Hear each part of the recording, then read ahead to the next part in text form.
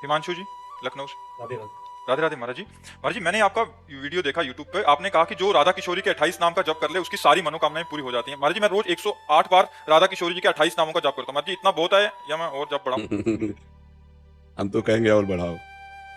जब तक आपका पूर्व पाप स्टॉक है, जैसे पूर्व पाप स्टॉक आपका 500 ग्राम है और आपका भजन 50 ग्राम है, तो 450 ग्राम अभी आपको क्रॉस करना पड़ेगा।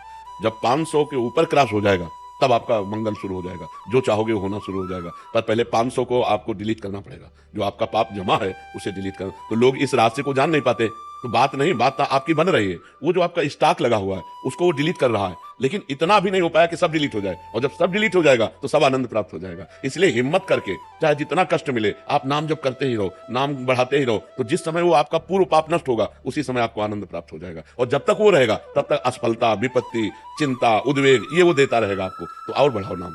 जब खाली समय में रहो तो बस क्या, राधा राधे श्री रमना कृष्ण मंत्र, हाँ, हर समय शुरू करते रहो। ठीक है, बहुत उत्तम बात है, बहुत सिद्ध बात है। वो ये 28 नाम राधा किशोरी को जो जपता है, सिद्ध बात है। वो मरेगा तो भगवान को प्राप्त होगा और जीवित में सारी कामनाएं उसकी पूर्ण होंगी। पर पहले पाप नष्ट होना चाहिए। अब वो कितना स्टॉक अपने को पता नहीं है ना, अपने पूर्व के पापों का स्टॉक कितना है अपने को तो पता नहीं, लेकिन नाम जब करते रहे वो नष्ट हो जाएगा तो हमारा मंगल शुरू हो जाएगा। आज मान लो आज शरीर छूट गया तो जितने नाम जप किए ये आपके अविनाशी जमा है, वो आपका मंगल करेंगे, वो आपका उत्थान करेंगे, वो आपकी उन्नति करेंगे। अगला जन्म आपका बहुत आनंदमय होगा। तो इसमें घाटा तो है ही नहीं। अच्छा, पैसा लगता नहीं, आराम से जबान केवल घुमानी है, धीरे धीरे धीरे धीरे नाम जब बढ़ाते चले जाओ, जहां पाप नष्ट हो गए आनंद आ जाएगा। महाराज जी, आप जिन कार्यों के लिए मना करते हैं वो सारे कार्य मैंने किए हैं, आपकी कृपा से 2 साल से बंद कर दिए हैं। महाराज जी, बस ये पूछना चाहते हैं कि हम जैसे नीच का अभी भी उद्धार हो सकता है नाम जप से? बिल्कुल बिल्कुल। अब लो नशानी अब ना नशे हो। यदि हम अंदर से सोच लें कि अब तो जैसे आपने कहा 2 वर्ष से आपने छोड़ दिया, अब नाम जप करें तो नाम जप के प्रभाव से पूर्व सारे पाप नष्ट हो जाते हैं। पर अगर हम पुनरावृत्ति करेंगे तो फिर ठीक नहीं रहेगा। अब लो नशानी अब ना नशे हो, आज तक किया अब नहीं करेंगे, ये बहुत उत्तम बात है। भगवान क्षमा कर देंगे। अहम तो हम सर्व पापेभ्यो मोक्षयिष्यामि मां शुचा, मैं तुम्हें समस्त पापों से मुक्त कर पवित्र कर दूंगा, भगवान कह रहे हैं। अब भगवान की शरण में हो जाओ और नाम जप करो और अच्छे आचरण करो। नहीं, हाँ, अच्छे आचरणों से हमारा आगे भविष्य जो होगा वो बड़ा सुखमय होगा, और बुरे आचरणों से भविष्य दुखमय हो जाता है, बड़ा कष्टमय। ऐसे ऐसे कष्ट हैं कि लोग मृत्यु मनाते हैं कि मैं मर जाऊं तो अच्छा, लेकिन मरते नहीं, भोगना पड़ता है। इसलिए हम पाप कर्मों से डरें कि हमारा जीवन, वो गलती सबसे हो जाती है, आपसे ही नहीं, हर व्यक्ति से गलती हो जाती है। लेकिन गलती का सुधार करना हमारे मानव जीवन का कर्तव्य है कि जो हमसे गलती हो गई अब पुनरावृत्ति नहीं होगी। अब लो नशानी अब ना नशे हो। संदीप ग्रेवाल जी, श्री हरिवंश महाराज जी। महाराज जी, मेरा प्रश्न है कि प्रभु कृपा से मुझे शास्त्रों के स्वाध्याय में रुचि है, जिसके चलते मैंने समस्त पुराण व साधक संजीवनी, भक्तमाल, गर्ग संहिता, रामचरितमानस आदि शास्त्र ले रखे हैं, किंतु शास्त्र स्वाध्याय के समय नाम जब छूट जाता है। नाम वो एक नहीं, वो एक ही बात है। लेकिन शास्त्र स्वाध्याय का फल है भगवत प्राप्ति। वो अपने आप में पूर्ण पवित्रता हृदय को प्रदान करता है शास्त्र स्वाध्याय। तो उसको एकाग्रता पूर्वक कीजिए तो उसमें भगवान का यश है, भगवान की महिमा है, भगवत प्राप्ति का सिद्धांत है। इसलिए उस समय नाम जब छूट जाना एकाग्रता के कारण स्वाभाविक है, पर वो भी नाम जप के समान ही है। जो शास्त्र स्वाध्याय है, हम जैसे पढ़ रहे हैं तो भगवान के पावन चरित्र है ना, तो भगवान का नाम, भगवान का रूप, भगवान की लीला, भगवान का धाम, ये सब भगवत स्वरूप हैं। तो शास्त्र भी तो भगवत स्वरूप हैं। जब हम भगवत स्वरूप शास्त्रों का स्वाध्याय कर रहे हैं तो हमारे अंदर भगवान का भाव ही तो जागृत हो रहा है। इसलिए उसमें ये नहीं है कि नाम छूट गया तो अब हमको परेशानी हो, ऐसा नहीं होना चाहिए। आगे चल करके फिर स्वाध्याय में रुचि नहीं रह जाएगी। जैसे जैसे तुम्हारी एकाग्रता भजन में बनती जाएगी वैसे शास्त्र स्वाध्याय से रुचि हटती जाएगी, क्योंकि सबका फल है भजन। सब साधन, सब शास्त्र एक ही बात कह रहे हैं, संसार का चिंतन छूटे और भगवान का निरंतर चले। तो अभी तो प्रारंभ में तो बहुत अच्छा है शास्त्र स्वाध्याय करना, फिर धीरे धीरे समिट जाना चाहिए। जो अपना इष्ट ग्रंथ है उसको थोड़ा स्वाध्याय कर लिया, बका 24 घंटे नाम जप में हर समय कार्य करते हुए, बैठते हुए, उठते हुए नाम जप के द्वारा ही भगवत प्राप्ति होगी। अगर 18 पुराण कंठस्थ हो, चारों वेद कंठस्थ हो और उसकी भजन में रुचि ना हो तो पुण्यात्मा हो गया लेकिन महात्मा नहीं हुआ, भगवत प्राप्ति उसे नहीं हो सकती। सब शास्त्रों का फल है निरंतर भगवान का नाम जप होना। तो कुछ समय शास्त्रों में दे, हर समय भजन साधन में लगा रहे। मेहुल जी, राधे राधे राधे महाराज जी। महाराज जी, कभी कभी सत्व गुण में और कभी कभी रजोगुण में जीता हूँ। जब भोगता हूँ तो मजा आता है, फिर अफसोस होता है सब बर्बादी कर दी। सतोगुण में रहने के लिए ज्यादा से ज्यादा मैं क्या करूँ महाराज जी? वैसे भोगों में मजा आता है मुझे तो, ये बात बस जैसे नशे में आदमी शराबी नाली में पड़ा मजा लेता है, उसको मजा लगता है। लेकिन देखो ना कितनी घृणित दशा होती शराबी पुरुष की। ऐसे ही वासना का नशा चढ़ गया है, वासना का नशा, इसलिए नहीं उल्टी हो जाए, तुम जिसे मजा कहते हो वमन हो जाए। अपवित्र बुद्धि है, अपवित्र मन है, इसलिए ऐसा अनुभव हो रहा। ऐसा सबको अनुभव होता है, तुम्हें ही नहीं। जब अपवित्र मन होता है, अपवित्र बुद्धि होती तो नहीं तो ऐसे छी अंदर से ऐसी घृणा हो जाएगी, छी नहीं, अब कछुनाथ न चाहिए मोरे प्रभु, अब ये गलत मार्ग, ये विषय भोग, ये संसार के सुख नहीं, अब मुझे आप अपना सुख प्रदान करें। जब पवित्र बुद्धि हो जाएगी, अपवित्र मलिन बुद्धि में तो फिर ये सब अच्छा है। फिर अफसोस भी तो होता है बाबा जी कि ये गलत टाइम वेस्ट कर दिया। हाँ, ये उत्तम बात है। अभी पूरी पवित्र बुद्धि नहीं हुई है, जब पूरी पवित्र हो जाएगी तो पहले ही जो थोड़ा पवित्र होती है और ज्यादा पवित्र होती है तो वो बाद में पश्चाताप करती है। भोग के समय तो सहयोग कर देगी और इसके बाद पश्चाताप करेगी, यार ऐसा क्यों किया। और जो ज्यादा पवित्र होती है, कम अपवित्र होती है, तो भोग की लालसा तो हुई पर वो पहले ही काट देगी, पहले ही उसमें निरर्थक भाव ले आएगी कि यार इसके पहले ले आवे तो काम बन गया। अब पीटने के बाद फिर ज्ञान उपदेश हो तो फायदा क्या हो गया। माया ने पीट दिया, अब बाद में उपदेश हो रहा है, यार ये समय बर्बाद गया, ये व्यर्थ की वासना बढ़ रही है, व्यर्थ का अनुभव बढ़ रहा है संसार सुख का, ये तो बहुत गलत है। पवित्र बुद्धि तो इससे नाम जप बढ़ाओ, जितना नाम जब बढ़ाओगे उतनी बुद्धि पवित्र होती जाएगी। और पवित्र बुद्धि का लक्षण उसे रमा विलास राम अनुरागी तजत वमन जिम जन बड़भागी, वो बड़भागी भगवान के भक्तजन लक्ष्मी के वैभव विलास को वमन की तरह त्याग देते हैं। कितने दिन का है, कितने दिन का है। अभी शरीर छूट जाए तो क्या है आपके पास, जो भजन किया, जो भगवान का चिंतन किया, जो अच्छे कर्म किए, जो बुरे कर्म किए, वही वो है आपके पास। तो अच्छे कर्म करो, नाम जप करो और भोगों को धर्म के लिए भोगो। अब जैसे आपकी पत्नी है, अब आप परमार्थ पे चल रहे हो और उसकी इच्छा है तो भगवान को प्रणाम करके, भगवान का चिंतन करते हुए कि यद्यपि इसमें सुख नहीं है पर वो अर्धांगिनी है, उसकी इच्छा पूर्ति के लिए हम ऐसा कर्म कर रहे हैं, मगर इसमें कोई तत्व नहीं, तो आप कर्म भी हो गया और आप फंसे भी नहीं, क्योंकि आपकी रुचि नहीं है। ऐसे भोगों को धर्मयुक्त भोगने से भगवान की तरफ हम बढ़ सकते हैं। नहीं तो प्रायः पूरा संसार, कोई बिरला ही एक दो ऐसा होगा जो इन भोगों में अरुचि करके निकल पावे। नहीं तो कोई भोग रहा है रुचि पूर्वक और कोई रुचि है पर भोग नहीं मिल रहा है, कोई रुचि है पर भोग इसलिए नहीं भोग रहा कि हमें भगवान की प्राप्ति करनी, पर रुचि है। कोई विरला ऐसा होगा जिसकी भोगों में रुचि नहीं है और भगवान प्रिय लग रहे हैं। इसलिए नाम जप करो और आगे बढ़ो। शीतल जी, श्री हरिवंश महाराज जी, महाराज जी आपके चरणों में कोटि कोटि प्रणाम। महाराज जी, कण कण में भगवान हैं, तब एक ही समय में करोड़ों अरबों के मन में कैसे सुन समझ लेते हैं? वे अपनी लीला भी उसी समय ही करते हैं समस्त। क्योंकि इंद्रियाणाम मनश्चास्मि, वही मन बने हुए हैं। इंद्रियों में मन मैं हूं, भगवान कह रहे ना, तो तुम कहते हो मन की सुन कैसे लेते हो? मन ही बने हुए हैं, वही मन बने हुए हैं, सबके मन वही बने हुए हैं। जैसे एक शीशा में देखो तो हम अकेले, और करोड़ों शीशा तोड़ करके मकान बना दो और उसमें देखो तो तुम ही दिखाई दोगे ना। तो अब करोड़ों दिखाई दे रहे हो लेकिन हो तुम ही, है नहीं?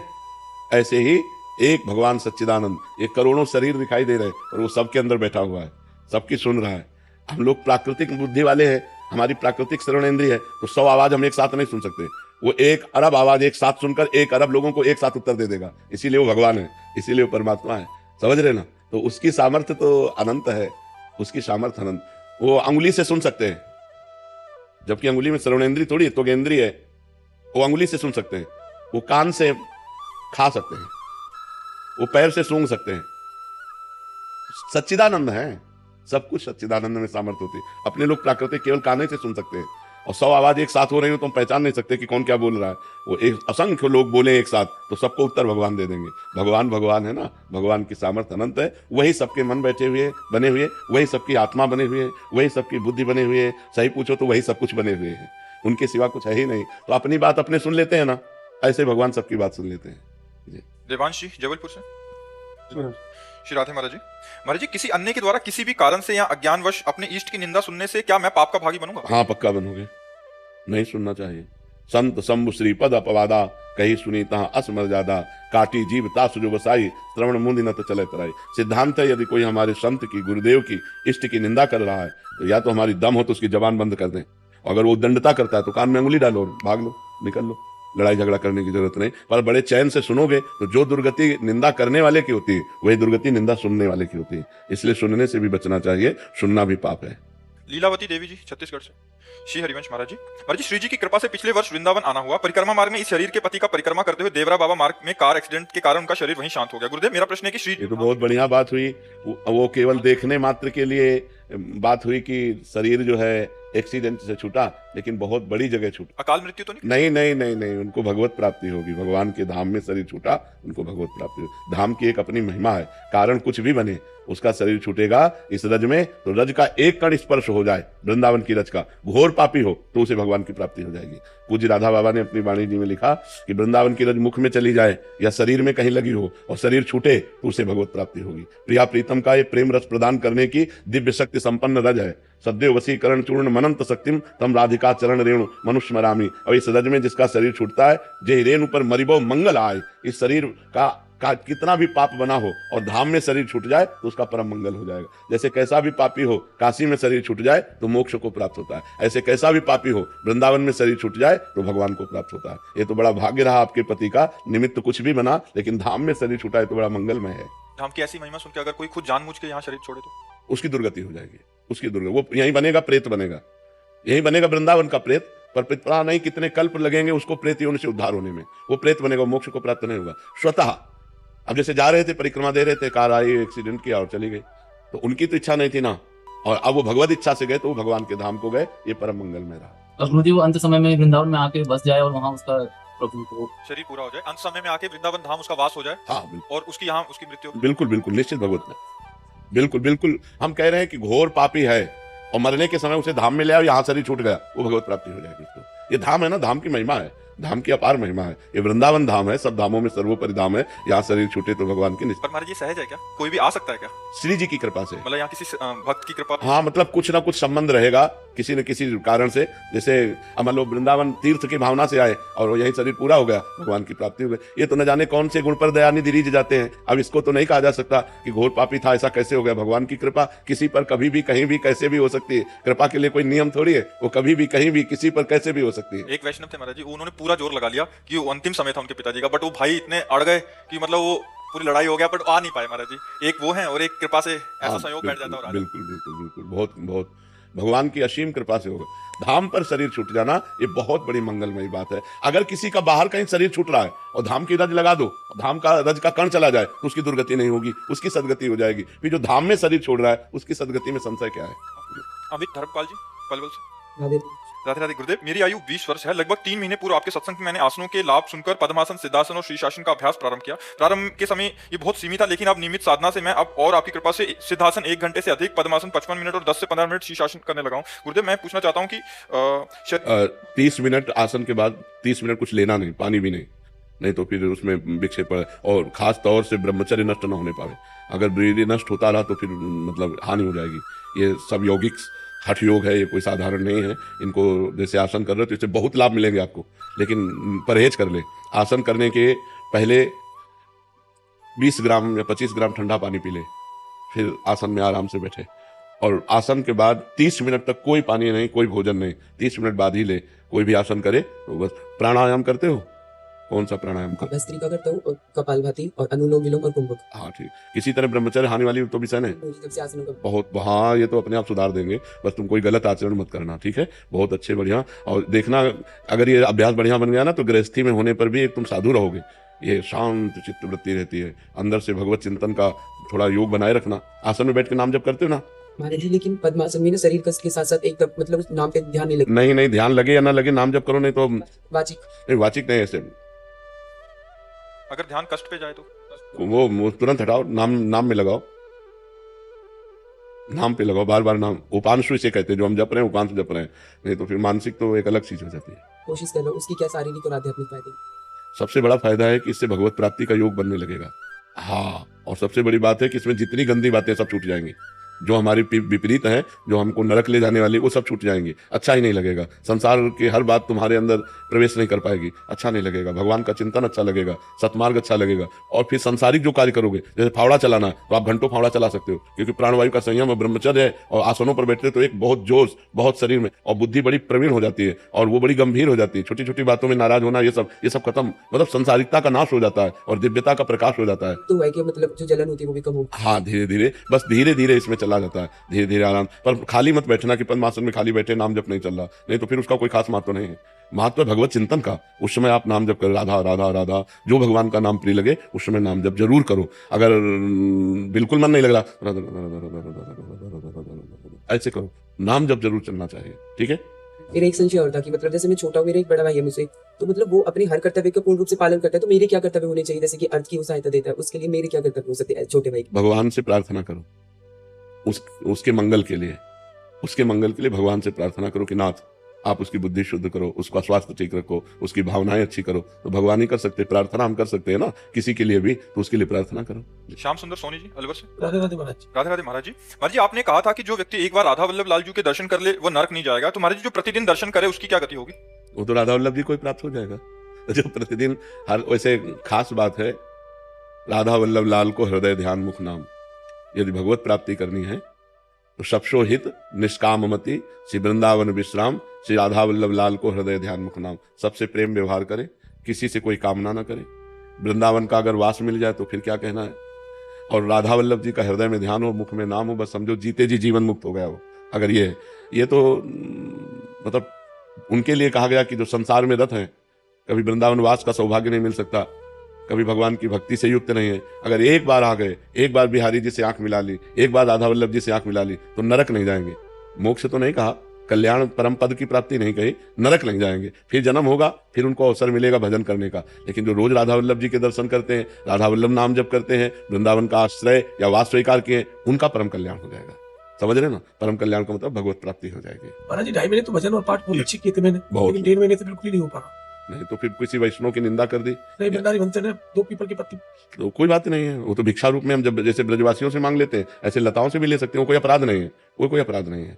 अपराध किसी संत की निंदा सुन लेना, किसी संत की निंदा कर देना, वैष्णव अपराध कर देने से भजन एकदम रुक जाता है। नहीं तो भोजन में अगर त्रुटि हुई तो 2-3 दिन भजन में विक्षेप पड़ता है। महाराज जी माता पिता जी की तरफ से ज्यादा चिंतित रहता हूँ। माता जी से बोलता हूँ माता जी आप भजन क्या करो, बोलती मेरा मन नहीं लगता है भजन। कोई बात नहीं, तो आप करोगे तो उनका कल्याण हो जाएगा। 21 पीढ़ी तर जाती है तो माता पिता है, कोई बात नहीं, तुम करो डट के। समझ रहे हो, 21 पीढ़ी तर जाती है तो माता पिता है, डट के भजन करो तुम, उनका कल्याण हो जाएगा। अरे हम दूसरों को भगवत प्राप्ति कराना चाहते हैं बट खुद को वैसे समस्या यही है, ऐसा नहीं है। हम खुद भगवत प्राप्ति पहले करें तो हम दूसरों का भगवत प्राप्ति का योग बना सकते हैं। जब अपना ही भगवत प्राप्ति नहीं तो दूसरे का क्या योग बना सकते हैं? है कि हम दूसरे के कष्टों को अपने ऊपर ले लें, उनको सुख प्रदान करें। ऐसा नहीं हो सकता है। निज कृत कर्म भोग सुन भ्राता, अपने अपने कर्मों का भोग भोगना पड़ता है। हाँ, दूसरे को भगवत प्राप्ति करा सकते हैं यदि हम भगवत प्राप्त हो जाए तो। खूब नाम जप करके खूब अपना भजन उसको दे दिया तो उसका कल्याण हो जाएगा। समझ पा रहे हैं? रितिका जी कानपुर से। राधे राधे। राधे राधे महाराज जी। महाराज जी, नजर लगना ये कह रहे हैं कि ऐसी कोई चीज नहीं होती, आपने बोला था, परंतु ऐसा अनेकों बार अनुभव हुआ है कि कोई नकारात्मक हमारे पास हमारे प्रभाव डाल रहा है या फलस्वरूप कुछ हमारी बात समझ लो। अगर हमारा कर्म है कि आपके मिलने से वो हमारा कर्म उसी समय लागू हो गया और हमारे दुख शुरू हो गया और हमारे दिमाग में आ गया कि ये आदमी बड़ा अमंगलकारी है, जिस मिनट से मिला उसी मिनट से हम परेशान है, तो वो आदमी अमंगलकारी नहीं, उसी मिनट से हमारा जो कर्म दुख देने वाला था वो लागू हो गया। नहीं तो हम कह रहे इतने लोग बैठे, लगाओ नजर हमारे ऊपर। एक मधुर भावनाएं हैं, जैसे हम अपने प्रियालाल जी को श्रृंगार करते हैं तो हम अंगुली तोड़ते हैं, अंगुली चिटकाते हैं कि नजर ना लग जाए। बोलो सर्वलोक महेश्वर को किसकी नजर लगेगी? जैसे हम अपने छोटे बच्चा को श्रृंगारित करते हैं तो काला टीका नहीं लगा देते कि नजर, ये हमारी भावनाएं बकाया। ऐसा नहीं है कि कोई किसी की ऐसी नजर हो कि हमारा अहित हो जाए, हमारा अमंगल हो जाए। हमारा कर्म ही हमको दुख दे सकता है, अन्यथा विश्व में कोई नहीं है, कहीं कोई नहीं है। सब हम स्मशान में घूमे गंगा के किनारे, जब जवान शरीर था तो गंगा के किनारे स्मशान में सोए हैं, कहीं कुछ नहीं। हमारा कर्म अगर बिगड़ा हुआ है तो घर में हमें भूत लग जाएगा, और कर्म नहीं बिगड़ा तो हम स्मशान में पड़े रहे, कोई भूत प्रेत नहीं, कोई परेशानी नहीं, कुछ नहीं। पक्का जिस समय जो विधान है वही होगा, अन्यथा हो नहीं सकता। तो हम इन बातों पे विश्वास नहीं करते कि बिल्ली रास्ता काट गई, हम चले किसी ने छींक दिया, बोले उसने नजर कर दी, कुछ नहीं, कुछ नहीं। हम कह रहे 100-200 बिल्लियां तुम ऐसे निकाल दो, कोई फर्क नहीं पड़ेगा। ये सब फालतू की बातों में ध्यान नहीं लगाना।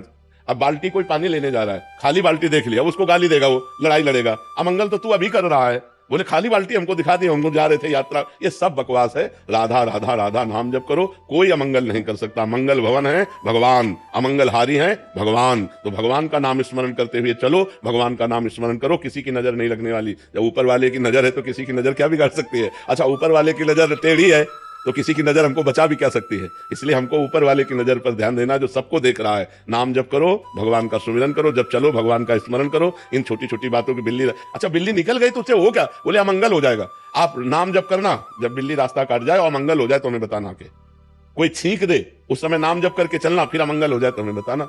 जहां जो जो अमंगल कहे गए हैं वो सब भगवान के विमुख जनों के लिए कहे गए हैं। जो भगवान का स्मरण करते हैं उनके लिए कोई अमंगल नहीं है। बरसाने में बंगला देखा, बंगला राधे रानी का। बरसाने में बंगला देखा, बंगला राधे रानी का। कितना पावन प्रेम बरसता, कितना पावन प्रेम बरसता, ठाकुर और ठाकुरानी का। बरसाने में बंगला देखा। बहुत सुंदर, बहुत सुंदर। राधा राधा राधा राधा। वेदिका सिंह जी। जी। श्री हरिवंश महाराज जी। महाराज जी, आपने तो शिव जी को देखा है महाराज जी, वो कैसे दिखते हैं महाराज जी? बेटे को देख ले तो बाप का अनुमान लग जाता है कि नहीं लग जाता? बेटे को देख, अब बाप की पूरी आकृति का, वो तो सच्चिदानंद है, चिदानंद शिवोहम है, वो तो साक्षात भगवान है। तो अब भगवान को अगर देखना है तो उनके बेटे भक्त को देख लो। भगवान को देखना है तो उनके बेटे भक्त होते हैं।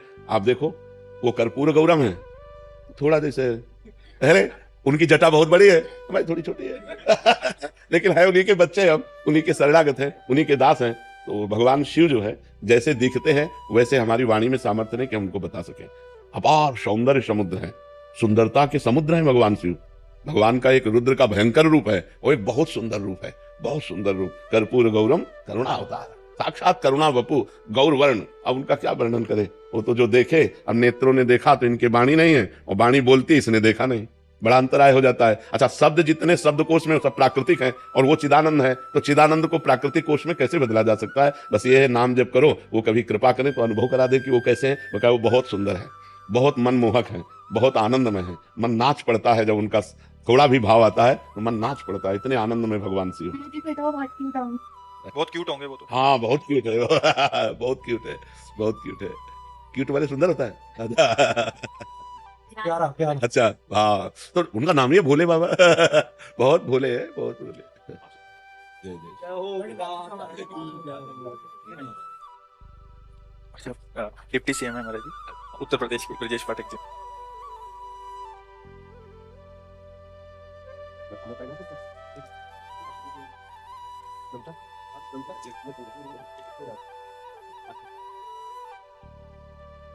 हमारा मनुष्य जन्म केवल भगवत प्राप्ति के लिए हुआ है।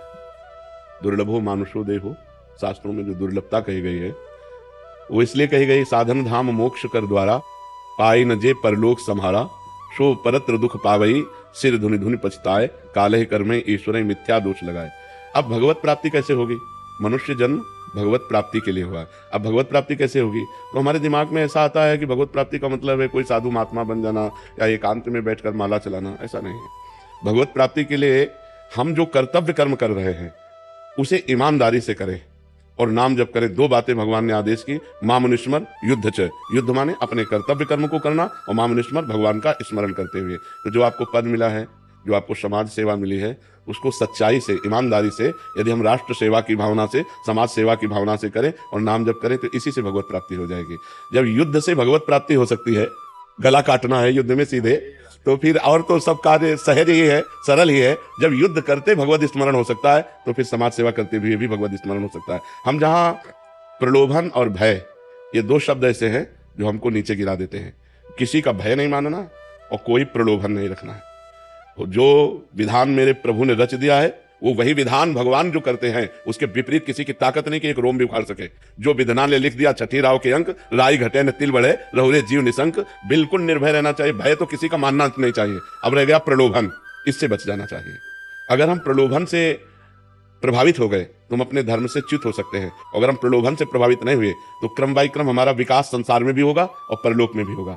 जो पद है उस पद से आगे भी भगवान सेवा देंगे, क्योंकि ये अंतिम पद तो नहीं है ना, इसके आगे भी पद है। और जो सबसे बड़ा पद है वो है परम पद, भगवान की प्राप्ति। तो दोनों काम हमारे हो जाएं, संसार की सेवा भी हो जाए और भगवान की भी प्राप्ति हो जाए। और आपको भगवान ने वो दिया, बहुत बड़ी समाज की सेवा का एक पद दिया, एक अधिकार दिया है। आप अपने पद का पालन करते हुए नाम जप करते रहिए। जी, आपने जो आशीर्वचन दिया उसके अनुसार हम गुरुदेव काम करेंगे। आपकी कृपा बनी रहे, बिल्कुल। बिहारी जी की कृपा बनी रहे, राधा रानी की कृपा बने, ऐसा आशीर्वाद। और आगे बढ़ो, हमारे भारत की, हमारे समाज की सेवा करो। बस निर्भय और निर्लोभी रहना, कहीं भी। कृपा गुरुदेव, हम उसको गांठ बांधते हैं, गुरु मंत्र यही है मेरा। हाँ, भय तो करना नहीं। विश्व में कोई ऐसा पैदा नहीं हुआ जो भगवान के विपरीत चल सके। और प्रलोभन करना मत, क्योंकि जो मालिक दे रहा है उसी से संतुष्ट रहना चाहिए। हाँ, समाज में जो आपकी प्रियता है, समाज में जो आपका सम्मान है, इससे बढ़कर धन नहीं होता। बहुत धन हो, समाज में आपकी निंदा हो जाए तो किस काम का। जी,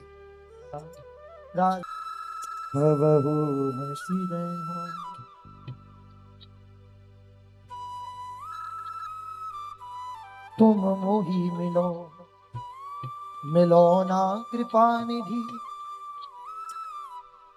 मोको ढूंढत तो भटके हो, तुम मेरी सुनो, सुनो ना किशोरी। हाँ। मोको तो नित दीन रटे हो, हाँ। तुम मेरी बात, मेरी बात,